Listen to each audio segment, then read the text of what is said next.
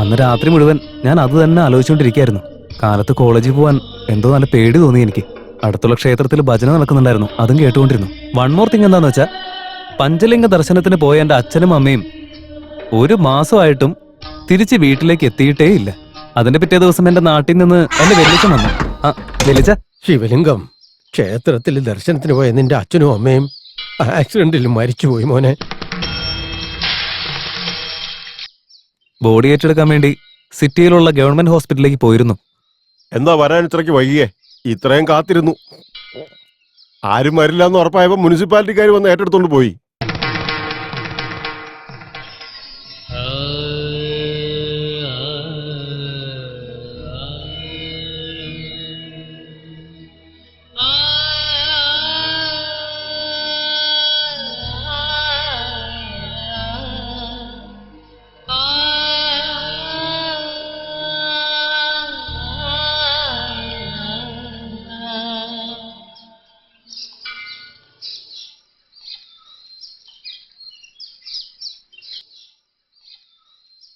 എടാ മോനെ, ഇനി നീ നാട്ടിലേക്ക് തിരിച്ചു പോയി എന്ത് ചെയ്യാനാ? ഒരു വാടക വീടുണ്ട്. നിന്റെ അച്ഛന്റെ കൈത്തൊഴിലെങ്കിലും നിനക്കറിയോ? അതുകൊട്ടറിയത്തില്ല.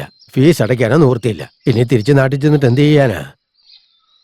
അതുകൊണ്ട് നിന്റെ തീരുമാനം മാറ്റി സ്വന്തമായിട്ട് സമ്പാദിക്കാൻ നോക്ക്. നീ മരിക്കുമ്പം നിന്റെ വിയർപ്പിന്റെ സമ്പാദ്യം കൊണ്ട് വേണം നിന്റെ അന്ത്യകർമ്മം ചെയ്യാൻ.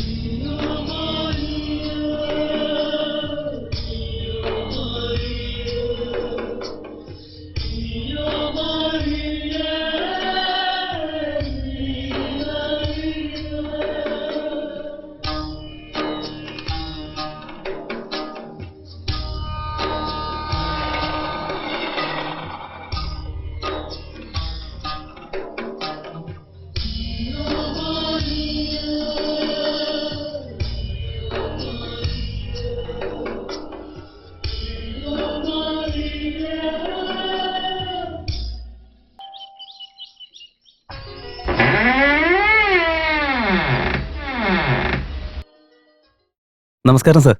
അസാദുള്ള ബേഗ് സാറിന്റെ വീടാണോ? യെസ്. നിങ്ങൾ? എന്റെ പേര് ശിവലിംഗം എന്നാ. പേപ്പറിൽ ഞാനൊരു പഴയ കാർ വിൽക്കുന്ന പരസ്യം കണ്ടിരുന്നു. ഒന്ന് നേരിട്ട് കണ്ട് സംസാരിക്കാൻ വന്നതാ. അദ്ദേഹം ഇവിടെ ഉണ്ടോ? ടാബ്ലറ്റ് കഴിച്ച് വാക്കിങ്ങിന് പോയിരിക്കും. എന്തുപറ്റി, അദ്ദേഹത്തിന് ഷുഗർ ഉണ്ടോ? ഷുഗർ ഉണ്ടെന്ന് ഞാൻ പറഞ്ഞോ? സോറി സർ, ഞാൻ എപ്പോഴും ഇങ്ങനെ സംസാരിക്കാം. മനസ്സിൽ വിചാരിക്കുന്നതിനേക്കാളും മുൻപായിട്ട് അത് വായിൽ വരും. എവിടെയാ താമസം? ഇവിടെ അടുത്തതിനുള്ള ഒരു മാൻഷനിലെ സാറാണ് സാറേ എന്റെ ഇൻട്രൊഡക്ഷൻ. നന്നായിട്ടുണ്ട്. ഈ അസാദുള്ള ബേഗ് സാർ ഇനി എപ്പോഴാ വരാ സർ? ഞാൻ അദ്ദേഹത്തോട് പറഞ്ഞേക്കാം. താൻ നാളെ വാ.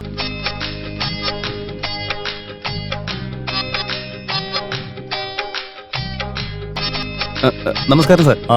ഞാൻ ജോലിയിലായിരുന്നു. പെട്ടെന്ന് സാറിനെ കണ്ടത്, അതുകൊണ്ടാണ് ഇങ്ങോട്ടേക്ക് വന്നേ. അസാദുള്ള ബേഗ് സാറിന്റെ അടുത്ത് പറഞ്ഞിരുന്നോ? താൻ എന്തിനാ കാറ് വാങ്ങാൻ ആഗ്രഹിക്കുന്നത്? കാർ എന്ന് പറയുന്നത് എന്റെ സ്വപ്ന സാറേ. ചെറുപ്പം മുതലേ കാർ എന്ന് പറഞ്ഞ പ്രാന്ത എനിക്ക്. സാറിന് ഇപ്പൊ മനസ്സിലായിട്ടുണ്ടാവുമല്ലോ. Good, interesting. അസാദുള്ള ബേഗ് സാറിനെ കാണാനായിട്ട് ഞാൻ ഇന്ന് അങ്ങോട്ടേക്ക് വരട്ടെ? വേണ്ട, നാളെ വാ. സാർ, സാറിന് എപ്പോഴെങ്കിലും ഈ ലോട്ടറി കച്ചവടത്തിന്റെ എന്തെങ്കിലും പരിപാടി ഉണ്ടായിരുന്നോ? എന്താ? അല്ല, എപ്പോഴും നോക്കിയാൽ ഈ നാളെ നാളെ എന്ന് പറയുന്നത് കേട്ടിട്ട്.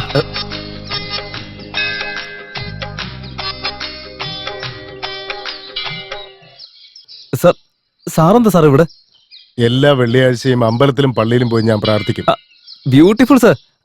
പിന്നെ ഈ കാറിന്റെ കാര്യം അസാദുള്ള ബേഗ് സാറിന്റെ അടുത്ത് പറഞ്ഞിരുന്നു സാറ്?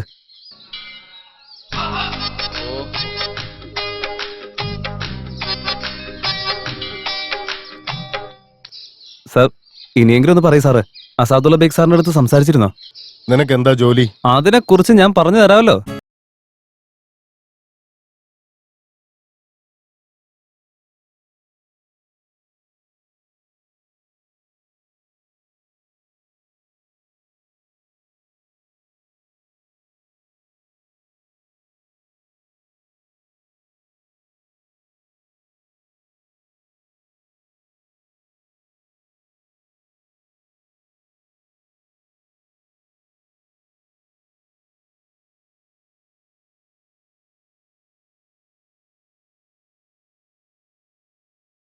ഇതാണ് എന്റെ ജീവിതത്തിൽ നടക്കുന്ന കാര്യങ്ങൾ. താനൊരു കാര്യം ചെയ്യും. ഞാൻ നാളെ വരട്ടെ? Correct sir. അയ്യോ, ഇതാണ് ആ കാറ്.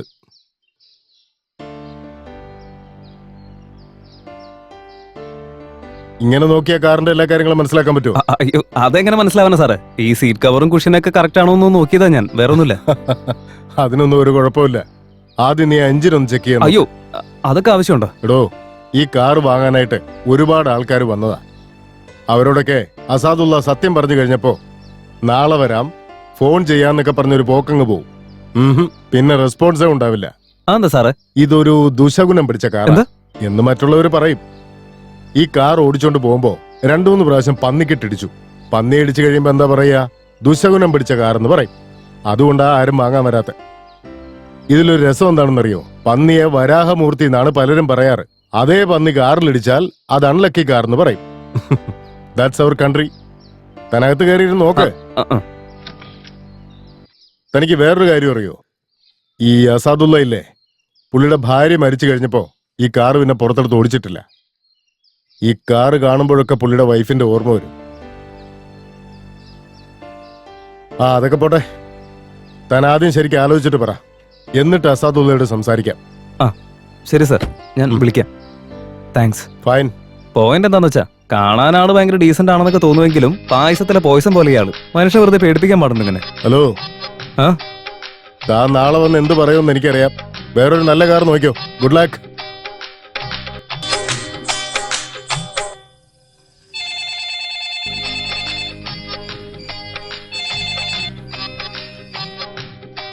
സാർ, ഞാൻ ശിവലിംഗാണ് വിളിക്കുന്നത്. അസാദുള്ള ബേഗ് സാർ അവിടെ ഉണ്ടോ? അദ്ദേഹം ഉറങ്ങുക. ഓ, നാളെ എന്ന് പറയുന്ന സാറാണല്ലോ ഇത്. അതന്നെ. Sweet dreams. നാളെ കാണാം സാർ. ഞാൻ അസാദുള്ള ബേഗ് സാറിന്റെ ആ കാർ വാങ്ങാൻ തയ്യാറാ. കാരണം എനിക്ക് ബാഡ് ലക്കിനേക്കാളും എന്റെ സ്വപ്നമാണ് പ്രധാനം. ഇനിയെങ്കിലും എനിക്ക് അസാദുള്ള ബേഗ് സാറിനെ കാണാൻ പറ്റുമോ സാറേ? അതിനു മുമ്പായിട്ടൊരു കാര്യം പറയാം. ഈ സ്വപ്നം കാണുന്നവന് ഉറക്കം വരാറില്ല എന്ന് എന്റെ അച്ഛൻ ഇടയ്ക്കിടയ്ക്ക് എന്നോട് പറയാറുണ്ട്.